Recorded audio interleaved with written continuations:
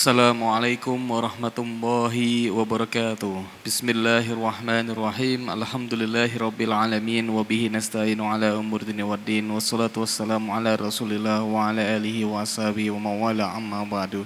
Hadratul muhtaram, para alim, para ulama, para sepuh beliau yang kami hormati, Bapak Dr. Kiai Haji Saifuddin LCMA, yang kami hormati seluruh jamaah salat Jumat di ruang salat utama Masjid Agung Jawa Tengah, serta yang kami banggakan para santri Ma'had Tahfidzul Quran MAJT Basnas Jawa Tengah, kaum muslim, pendengar setia Radio Dakwah Islam, Radio Gaul, dan para pemirsa MAJT TV dan TVku dimanapun Anda berada.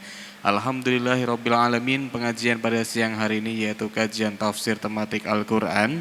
Adapun tema pada siang hari ini akan membahas mengenai hasad atau iri dengki dalam Al-Quran. Untuk itu bagi para jemaah dan juga para santri yang nanti ingin bertanya, bisa langsung bertanya kepada beliau yang terhormat Bapak Dr. Kiai Haji Saifuddin LCMA.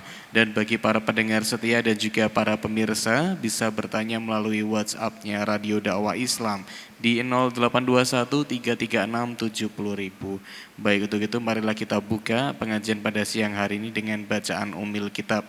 Li ridhoillah wali syafaati Rasulillah ala hadiniyah al-Fatihah.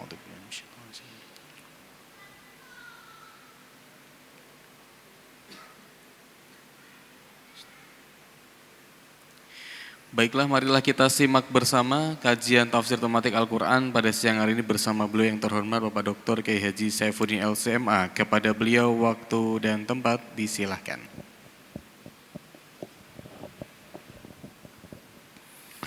Assalamualaikum warahmatullahi wabarakatuh. Bismillahirrahmanirrahim. Alhamdulillahirabbil alamin wa bihi nasta'inu ala umuri dunya waddin. Wassalatu wassalamu ala asyrafil anbiya'il mursalin sayyidina wa maulana Muhammadin wa ala alihi wa sahbihi ajma'in. Rabbi shrah li sadri wa yassir li amri wa hlul 'uqdatam min lisani yafqahu qawli, amma ba'du. Para bapak, para ibu, saudara yang kami mulia, hadirin jamaah kajian tafsir tematik Masjid Agung Jawa Tengah, baik yang ada di ruang utama Masjid Agung Jawa Tengah, para santri tahfidz MAJT, para pendengar setia Radio Dais, MAJT TV dimanapun Anda berada. Semoga kita semua senantiasa diberikan sehat walafiat oleh Allah Subhanahu wa taala.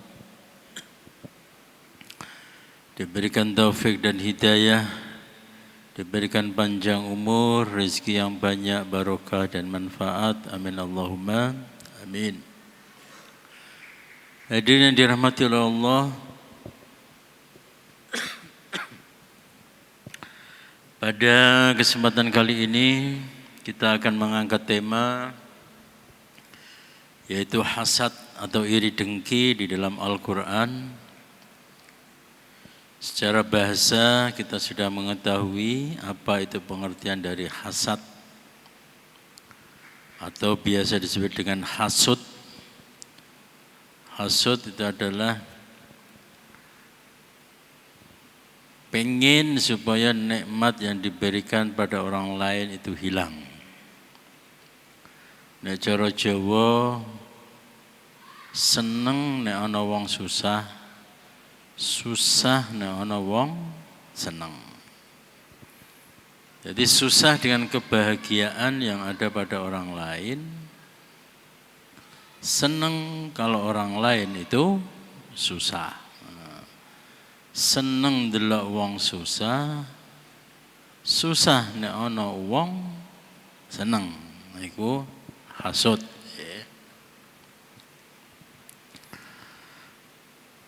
Penyakit hasud ini adalah penyakit yang merupakan penyakit pertama di alam semesta. Penyakit pertama di alam semesta, yaitu penyakit yang diderita oleh iblis laknatullah. Jadi sebelum ada penyakit atau maksiat yang bernama bohong, sebelum ada maksiat yang namanya mencuri, yang namanya berzina, yang namanya membunuh dan sebagainya, penyakit pertama itu adalah hasud. Hasud yang diderita oleh iblis. Hasud kepada siapa? Ya hasud kepada Nabiullah Adam alaihis salam.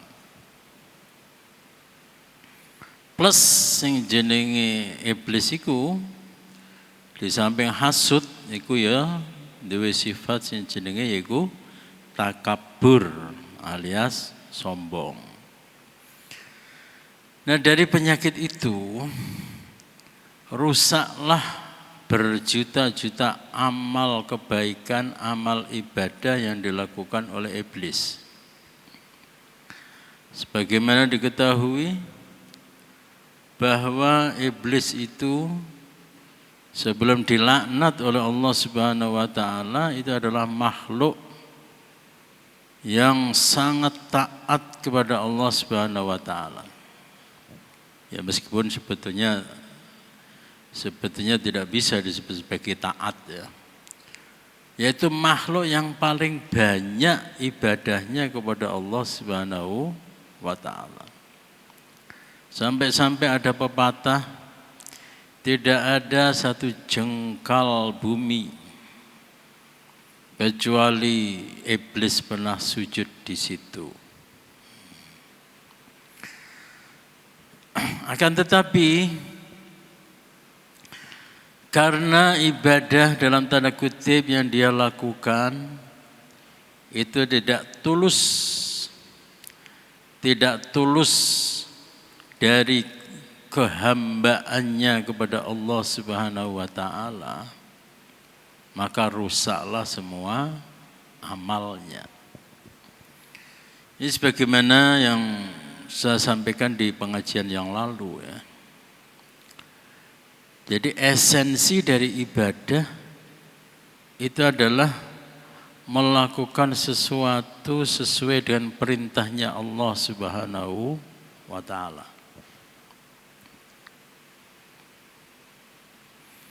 Jadi ketika kita sholat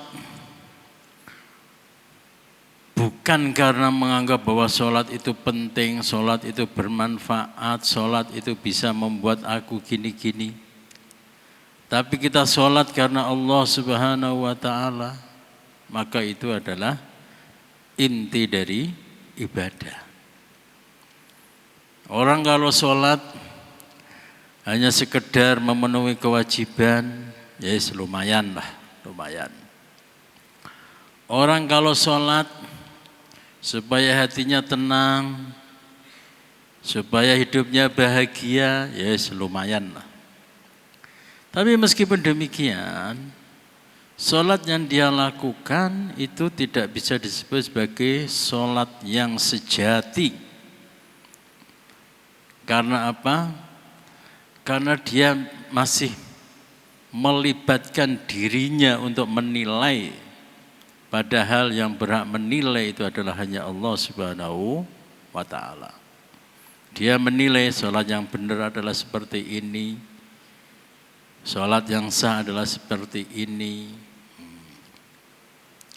Oleh karena itu para ulama mengatakan, man tafaqqaha wa lam yatasawwaf tafassaqa, wa man tasawwafa wa lam yatafaqqah tazandaqa. Sing sapa wonge berfikih akan tetapi tidak menggunakan tasawuf, maka sejatinya dia itu adalah orang yang fasik, orang yang bermaksiat kepada Allah Subhanahu wa ta'ala. Kenapa demikian? Karena dia di dalam beribadah, ukuran diterima atau tidaknya ibadah, ukuran baik atau buruknya ibadah yang dia lakukan itu berdasarkan pemikirannya, berdasarkan otak-atik otaknya.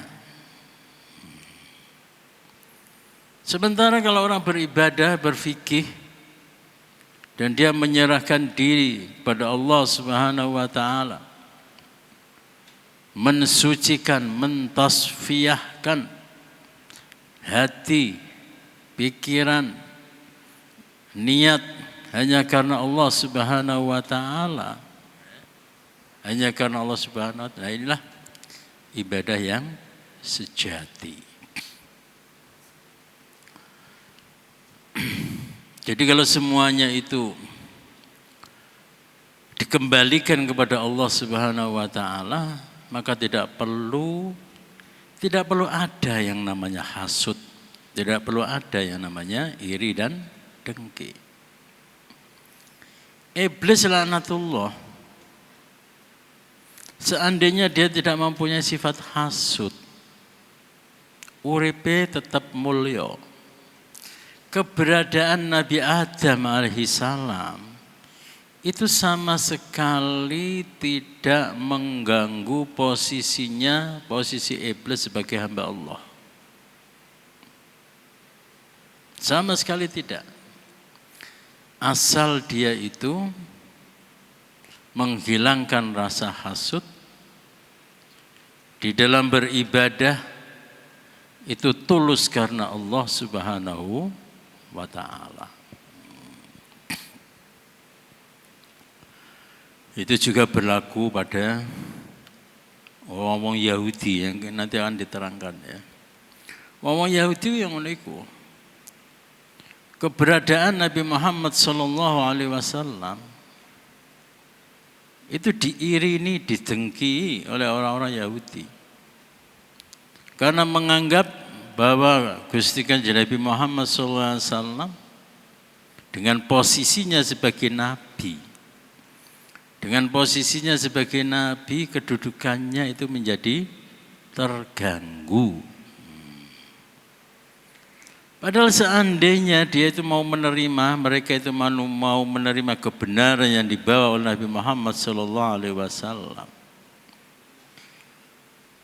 bahkan mau menjadi kekasihnya Nabi Muhammad SAW, posisi mereka di hadapan Allah Subhanahu wa taala itu akan lebih tinggi, akan lebih moncer.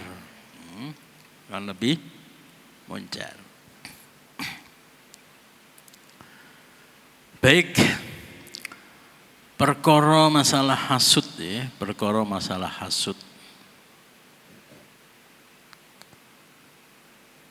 sebagaimana tersebut di dalam surah Al-Falaq, A'udzu billahi minasyaitonir rajim, qul a'udzu birabbil falaq min syarri ma khalaq wa min syarri ghasiqin idza waqab wa min syarri naffatsati fil 'uqad wa min syarri hasidin idza hasad. Katakanlah Nabi Muhammad, aku berlindung kepada Tuhan yang menjaga fajar atau subuh dari kejahatan makhluk yang Dia ciptakan, dari kejahatan malam apabila telah gelap gulita, dari kejahatan perempuan penyihir yang meniup pada buhul-buhul talinya, dan dari kejahatan orang yang dengki apabila dia dengki. Ayat ini menegaskan bahwa hasud itu adalah tindakan yang real. Jadi penyakit hasud itu memang ada, orang yang hasud itu memang juga ada. Sementara asar, pengaruh dari hasud, pengaruh dari iri, itu memang juga ada. Ya, para ulama mengatakan ya, hati-hati dengan penyakit ain. Hati-hati dengan penyakit ain. Penyakit ain itu apa? Penyakit ain itu adalah kapan ana wong hasud, ya, kapan ana wong hasud, iku ndelengi, ya, melihat kita secara terus menerus, melihat orang lain secara menerus dengan penuh kehasutan, itu lama-lama orang yang dipelototin, orang yang dilihatin itu akan terkena suatu penyakit. Saya pernah membaca sebuah buku ya, dari bahasa Arab nih. Itu ada kejadian bahwa suatu rumah itu anak-anaknya itu kurus-kurus. Anak-anaknya kurus-kurus padahal ya secara ekonomi ya mencukupilah, cukup. Tapi deleng anak-anaknya kurus-kurus, ketok enggak terawat, enggak punya gizi. Itu setelah dikonsultasikan kepada ulama, itu karena ya mbuh tetangganya, mbuh wong sekitar situ. Itu tiap hari orang tersebut, tiap hari si hasud itu kapan lewat rumahnya orang tersebut, itu selalu melihat dengan penuh kedengkian, penuh dengan iri. Penuh dengan keirian. Dan itu terpengaruh, bisa berpengaruh. Oleh karena itu, nah di dalam surat ini, kita itu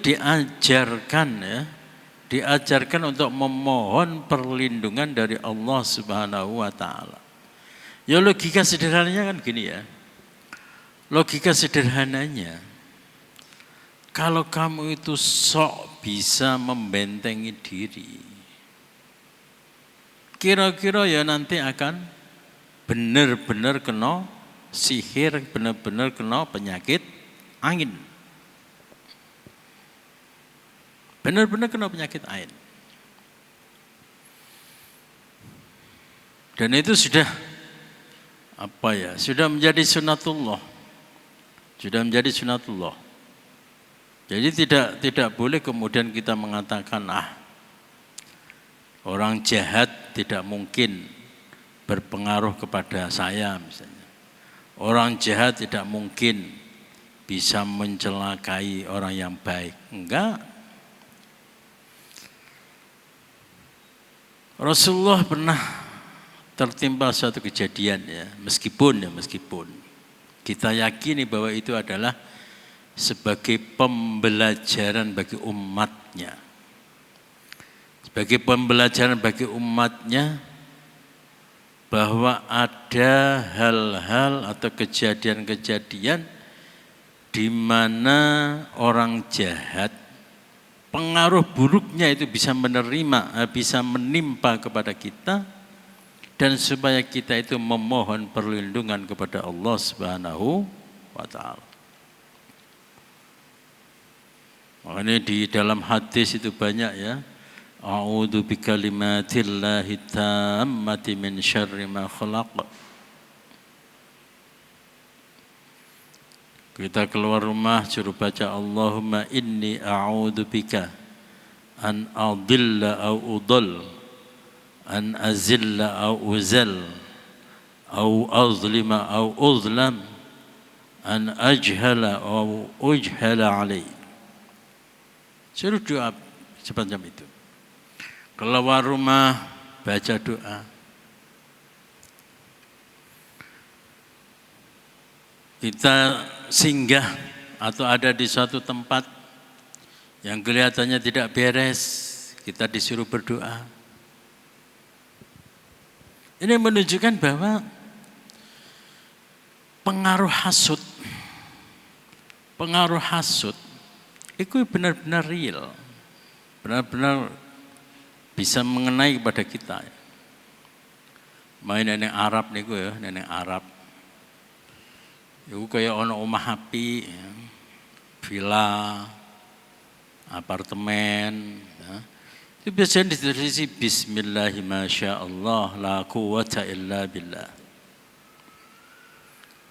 Atau kadang ditulisi qul a'udzu birabbil falaq min syarri ma khalaq, ditempel-tempeli misalnya. Ayat kursi dan sebagainya. Rumah-rumah kalian gitu ya, banyak ditulisi macam. Ya memang gitu. Memang gitu.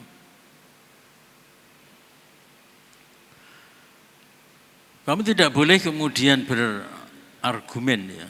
Aku kan orang baik, tidak pernah ngeleki wong, tidak pernah ngawoni wong. Ya mosok yo ana wong elek karo aku. Kamu baik, betul. Kamu tidak ngelek-ngelek wong, betul. Tapi ada kalanya. Ada kalanya Allah Subhanahu wa taala itu membiarkan orang yang berpikiran buruk, beriri dengki kepada kamu, dan pengaruh dari iri dengkinya itu manjur tembus kepada kamu. Ya dalam rangka apa? Dalam rangka untuk mengingatkan, kenapa kamu tidak berlindung kepadaku? Kenapa kamu tidak berdoa kepadaku? Kenapa kamu tidak memohon kepadaku? Dan bisa juga karena apa? Karena ini adalah sebagai ujian, sebagai bala. Nah, daripada bala, bencana, musibah itu benar-benar menimpa kepada kita, maka kita harus menamengi ya, memberikan tameng. Dengan apa? Doa. Dengan apa? Dengan sedekah. As-sedaqatu tadfa'ul bala. Ad-du'a'u yadfa'ul bala. Doa bisa menolak bala, sedekah bisa menolak bala. Konon ada riwayat bahwa doa dan qadha itu berperang di langit sana, bertarung. Qadha yang buruk yang akan menimpa seseorang, ya, itu sebelum benar-benar menimpa orang tersebut, itu ada prosesnya.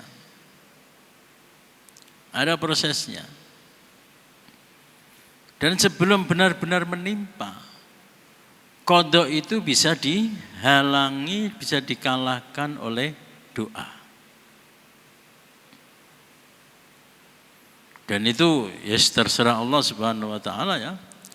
Yamhullahu ma yasha'u wa yuthbit wa indahu ummul kitab. Allah berkenan menghapus apa yang Dia inginkan. Wong iki mestine lara, mesti takdirke lara, kemudian diberi sembuh oleh Allah.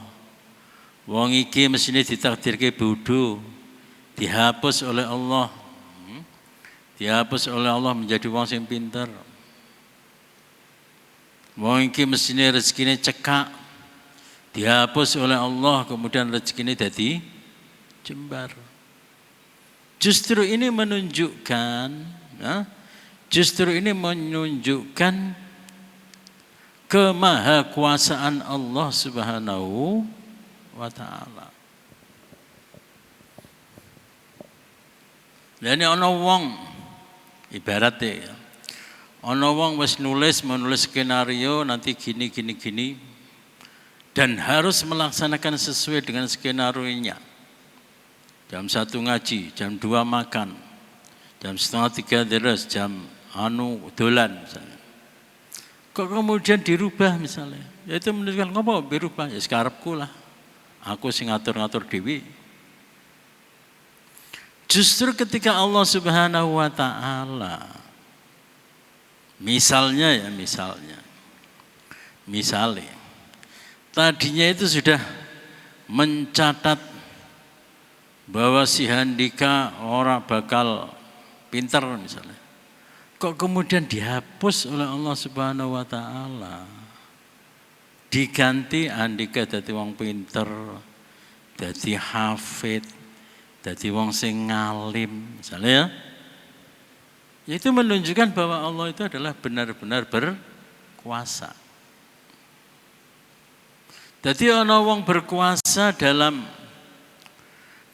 bentuk dia sudah mempunyai rancangan. Nah, dia sudah mempunyai rancangan. Kemudian bisa melaksanakan dan membuat rancangan itu dengan sebaik-baiknya. Dia bisa disebut sebagai orang yang berkuasa, oke. Tapi itu tingkatannya masih biasa. Tapi ketika ada orang, dia mempunyai rancangan. Tapi dalam praktek pelaksanaannya, rancangannya itu direvisi. Rancangannya itu dibuat dengan sedemikian rupa. Itu menunjukkan bahwa dia itu lebih berkuasa. Lebih berkuasa. Jadi ini gambaran bahwa di satu sisi yang namanya hasud, iri dengki, efek buruknya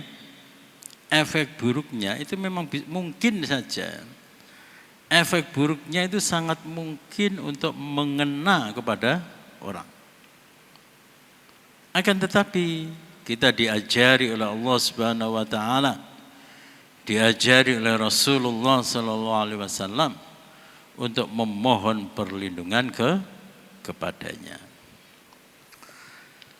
Nah, kemudian siapa orang-orang yang oleh Al-Quran itu dicatat sebagai orang-orang yang hasud? Dalam surah Al-Falaq ini sudah dijelaskan ya, sudah disinyalir bahwa yang dimaksud dengan orang yang hasud di sini itu mesti orang yang musyrik, orang yang mensekutukan Allah Subhanahu wa taala, orang yang tidak mau beriman kepada Nabi Muhammad sallallahu alaihi wasallam.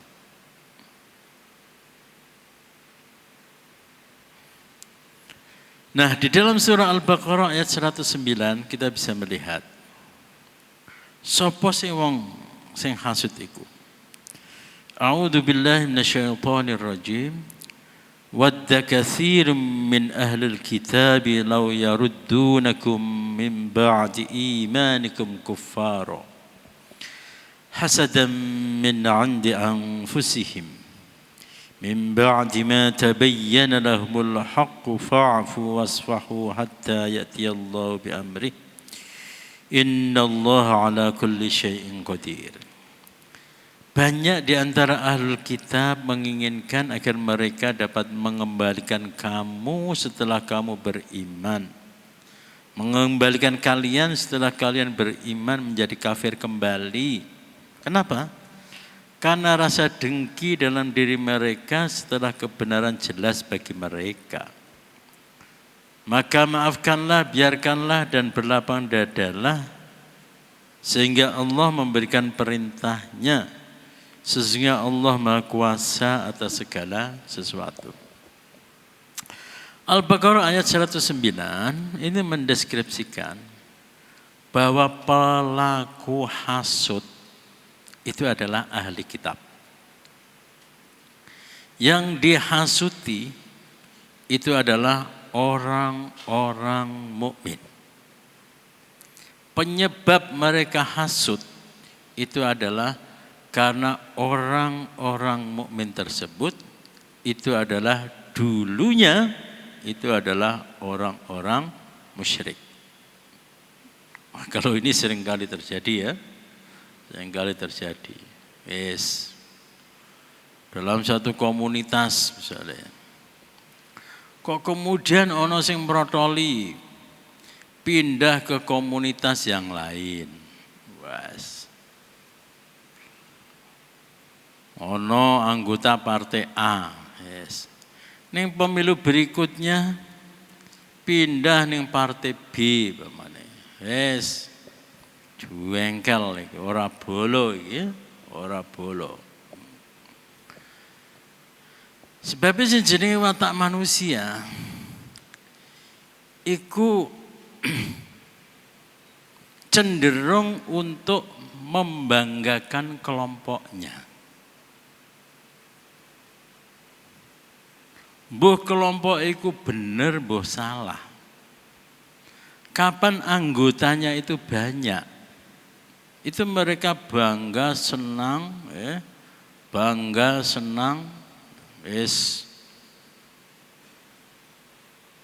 bisa dijadikan sebagai gagah-gagahan dan sebagainya. Wah, anggotaku wis sakmene, santriku wis sakmene. Ini yang ada di bawah kendaliku ada sekian. Lah kok ujug-ujug merotoli, ana wong satu peleton atau wong satu dapil pindah kabeh misalnya, wis nuwasu. Jadi ternyata dalam masalah agama, itu kepemilikan atau penguasaan terhadap anggota-anggota itu juga menjadi kebanggaan dari tokoh-tokoh agama. Tokoh-tokoh agama. Yes. Ana wong kemudian jadi mu'alaf. Yes. Iku wis dibuli habis-habisan bertahun-tahun. Bully habis-habisan bertahun-tahun di WA, di ini. Bukan karena mereka itu membawa kebenaran. Tapi karena hasud. Di sini ayat ini menunjukkan bahwa sifat hasud itu menjadikan orang itu kehilangan akal sehatnya. Ukuran kebaikan, ukuran kebenaran itu sudah menjadi hilang.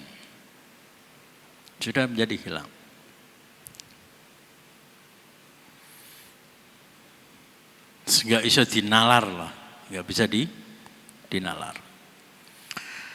Demikian juga di dalam surah An-Nisa ayat piro 3.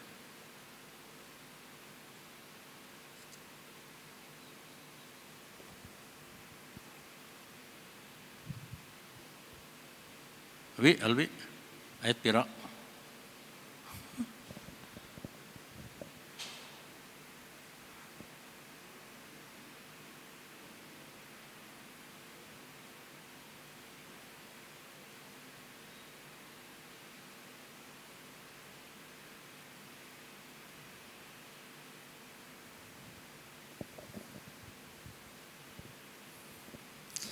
أعوذ بالله من الشيطان الرجيم ألم تر إلى الذين أوتوا نصيبا من الكتاب يؤمنون بالجبت والطاغوت ويقولون الذين كفروا هؤلاء أهدى من الذين آمنوا سبيلا أولئك الذين لعنهم الله ومن يلعن الله فلن تجد له نصيرا أم لهم نصيب من الملك فإذا لا يؤتون الناس إلا نقيرا أم يحسدون الناس على ما آتاهم الله من فضله فقد آتينا آل إبراهيم الكتاب والحكمة وآتيناهم ملكا عظيما. Tidakkah engkau memperhatikan orang-orang Yahudi yang telah diberi bagian pengetahuan dari kitab Taurat, betapa mereka percaya kepada Jibt dan Tauhud serta mengatakan kepada orang-orang kafir musyrik Mekah bahwa mereka itu lebih benar jalannya daripada orang-orang yang beriman. Mereka itulah yang dilaknat oleh Allah. Siapapun yang dilaknat Allah, niscaya engkau Nabi Muhammad tidak akan mendapat penolong baginya. Ataukah mereka mempunyai bagian dari kerajaan atau kekuasaan? Meskipun ada, mereka tidak akan memberikan kebajikan sedikit pun kepada manusia. Ataukah mereka dengki kepada manusia karena kurnia yang telah dianugerahkan Allah kepadanya?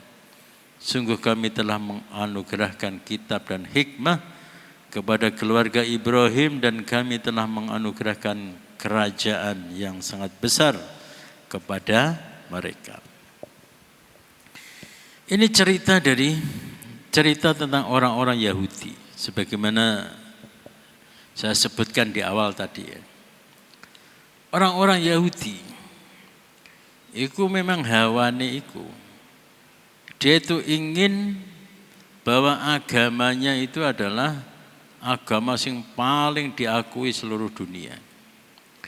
Dia itu ingin supaya bangsanya, bangsa Yahudi, itu menjadi bangsa yang paling hebat seluruh dunia. Oleh karena itu mereka mengaku-ngaku sebagai Sya'bullah al-Mukhtar, sebagai bangsane Gusti Allah yang terpilih. Asy-Sya'bu al-Mukhtar, sebagai bangsa pilihan. Mereka juga mengatakan bahwa nahnu abna'ullahi wa awliya'uh, nahnu awliya'ullahi wa abna'uh. Mereka mengatakan bahwa kami adalah putra-putra Allah, kekasih-kekasih Allah. Ini orang-orang Yahudi. Berarti mereka itu semacam memaksa bahwa apa yang mereka inginkan itu sesuai dengan yang diinginkan oleh Allah Subhanahu wa taala. Jadi tingkatannya wong Yahudi tingkatannya wis nemen. Tingkatannya wis nemen.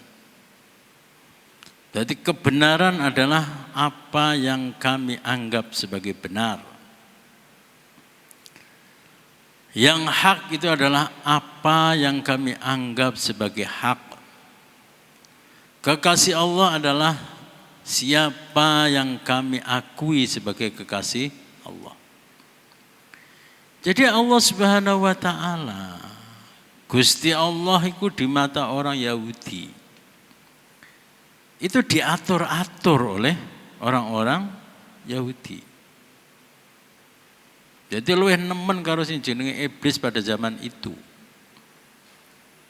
Luwih nemen.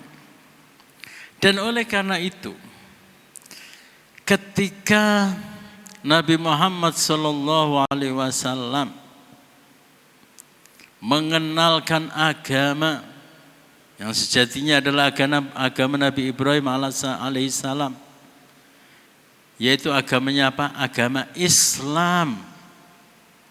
Beragama itu artinya adalah Islam, tunduk, patuh, menurut apa yang diperintahkan oleh Allah Subhanahu wa taala.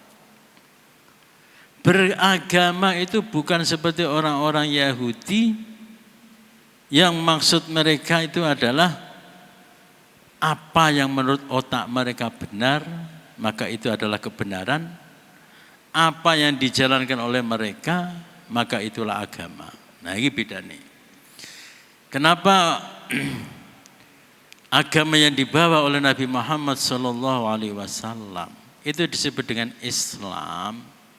Itu karena sudah terjadi pergeseran yang sangat akut, yang sangat kronis yang dilakukan oleh orang-orang Yahudi. Sumbernya podo yaitu dari Nabi Ibrahim alaihissalam.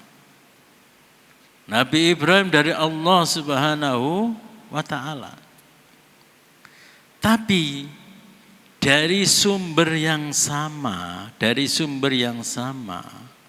oleh orang-orang Yahudi itu masih diseleksi dulu sih. Meskipun ini dari Allah Subhanahu wa taala, meskipun ini tersebut di dalam kitab suci Taurat sih, nanti dulu. Sesuai enggak dengan kepentingan kita? Kalau tidak sesuai dengan kepentingan kita, jangan dijalankan. Kalau sesuai dengan kepentingan kita, laksanakan. Itu orang Yahudi. Sementara agama yang dibawa oleh Nabi Muhammad SAW, itu saka sapa? saka Allah Subhanahu wa taala. Aslamtu. Aku pasrah. Iki wahyu saka sapa? Iki wahyu saka Allah Subhanahu, bukan wahyu iku lho ya. Bukan wahyu saka Seragen. Iki wahyu saka sapa? Iki wahyu dari Allah Subhanahu wa taala. Oke, aslamtu. Aku berislam, aku berpasrah.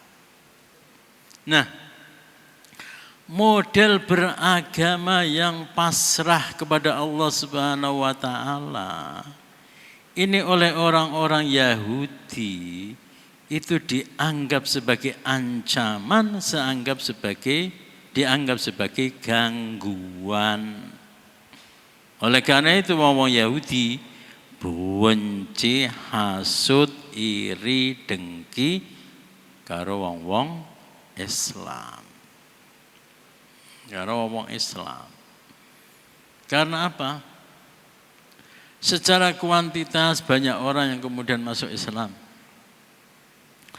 Di samping itu, kedatangan Islam itu membuka topeng orang-orang Yahudi. Borok-borok dari orang Yahudi akhirnya terbuka semua goro-goro datangnya agama Islam. Nah, dadi ngono kaya ngono iku. Tapi ya kita bisa melihat wong Yahudi meskipun jelas-jelas salah, jelas-jelas sesat, tapi kita bisa melihat kehasutannya itu benar-benar berefek kepada kita umat Islam. Nah ini kembali kepada tadi. Nek wong Yahudi itu pancene salah dan sesat. Tapi kenapa kok ya menangan? Kok ya menangan? Nah, barangkali kembali ke atas tadi. Kita kurang berlindung kepada Allah Subhanahu wa taala. Kita kurang Islam kepada Allah Subhanahu wa ta'ala. Barangkali ngono iku. Loh aku ki yo ketoke wis rajin salat. Tapi kok isih kena sihir. Nah, ya barangkali kena ngono iku. Barangkali karena kita kurang berlindung kepada Allah Subhanahu wa taala, barangkali juga kurang Islam kepada Allah Subhanahu wa taala. Baik hadirin sekalian, jadi sing jenenge hasud itu suatu penyakit yang real yang ada di masyarakat. Cetha welo-welo, efeknya juga kelihatan ya. Dan yang disorot oleh Al-Quran itu adalah orang yang bahwa orang yang hasud itu sudah kehilangan akal budi.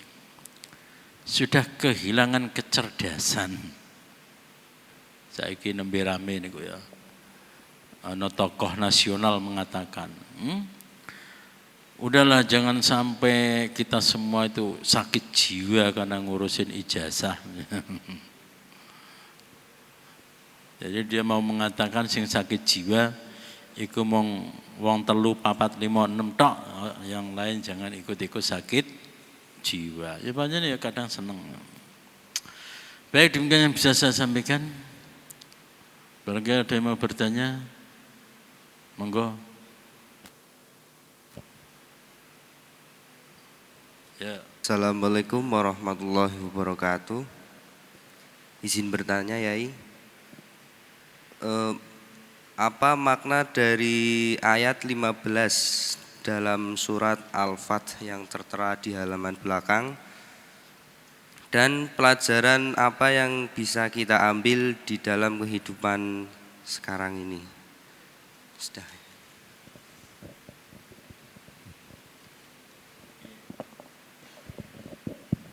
Baik, terima kasih. Surat Al-Fath ayat 15. Sayaqulul mukhallafuna idzan talaqtum ila maghanim lita'khudhuha dharuna nattabi'akum يريدون أن يبدلوا كلام الله قل لن تتبعونا كذلكم قال الله من قبل فسيقولون بل تحسدوننا بل كانوا لا يفقهون إلا قليلا. Jadi ayat ini itu menceritakan orang-orang Arab Badui. Wong Arab Badui ini dalam konteks ya. Dalam konteks orang yang tidak mau berjuang secara tulus. Orang yang tidak mau berjuang secara tulus ketika perjuangan memanggil mereka. Yes. Ono perjanjian Hudaibiyah dene ora melu. Gusti Kanjeng Nabi karo sahabat melakukan suatu tindakan apa mereka tidak ikut. Yes. Tapi giliran Gusti Kanjeng Nabi dan para sahabatnya itu mendapatkan ghanimah, mendapatkan harta rampasan perang atau rezeki dari Allah Subhanahu wa taala. Mereka kemudian mengaku-ngaku sebagai orang yang ikut berjuang, orang yang ikut terlibat. Jadi cara saiki istilahnya apa? Pahlawan kesiangan. Jadi pas perang kemerdekaan, pas perang melawan Belanda, dan ini mung turu. Tapi giliran Indonesia benar-benar merdeka.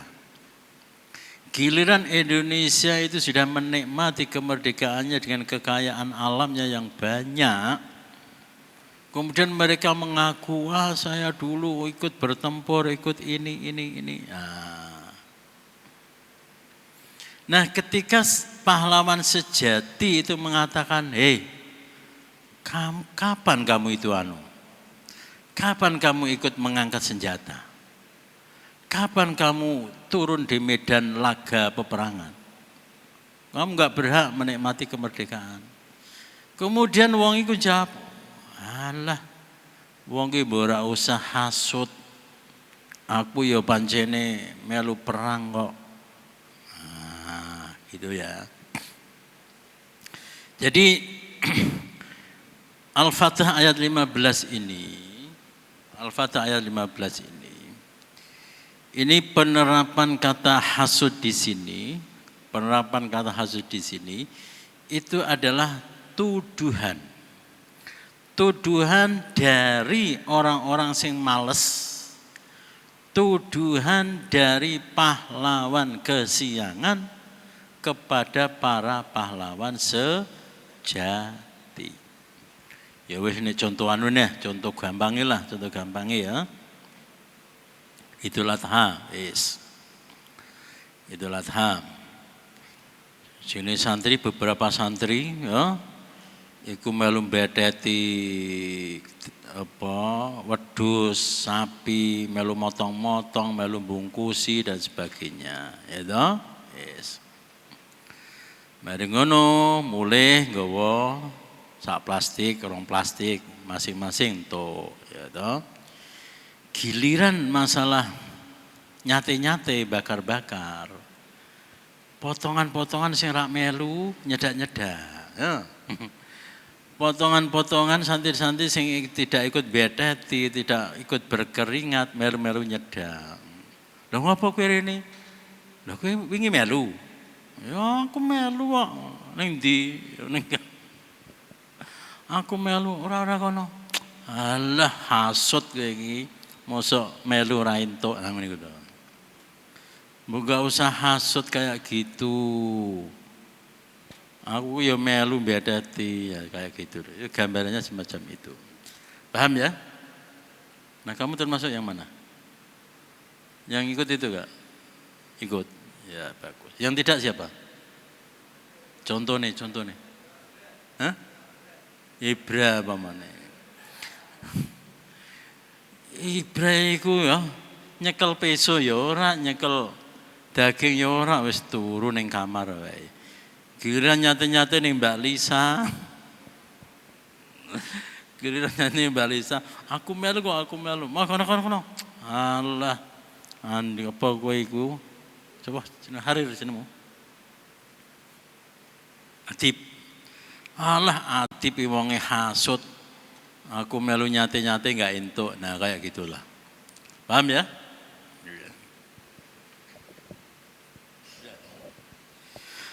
Baik, para hadirin sekalian, demikian yang bisa saya sampaikan.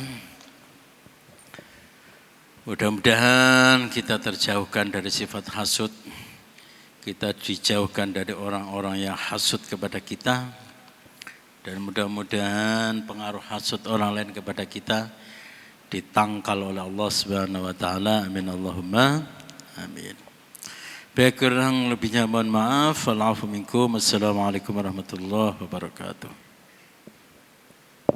Waalaikumsalam warahmatullahi wabarakatuh. Alhamdulillahirrabbilalamin. Kajian siang pada hari ini telah selesai. Untuk itu marilah kita tutup dengan bacaan hamdalah bersama-sama. Alhamdulillahirrabbilalamin. Wa doa kafaratul majlis. Subhanakallahumma wa bihamdika nasyhadu an la ilaha illa anta nastaghfiruka wa natubu ilaik. Akhirul kalam wa muwaffiq ila aqwamit thoriq. Wassalamualaikum warahmatullahi wabarakatuh.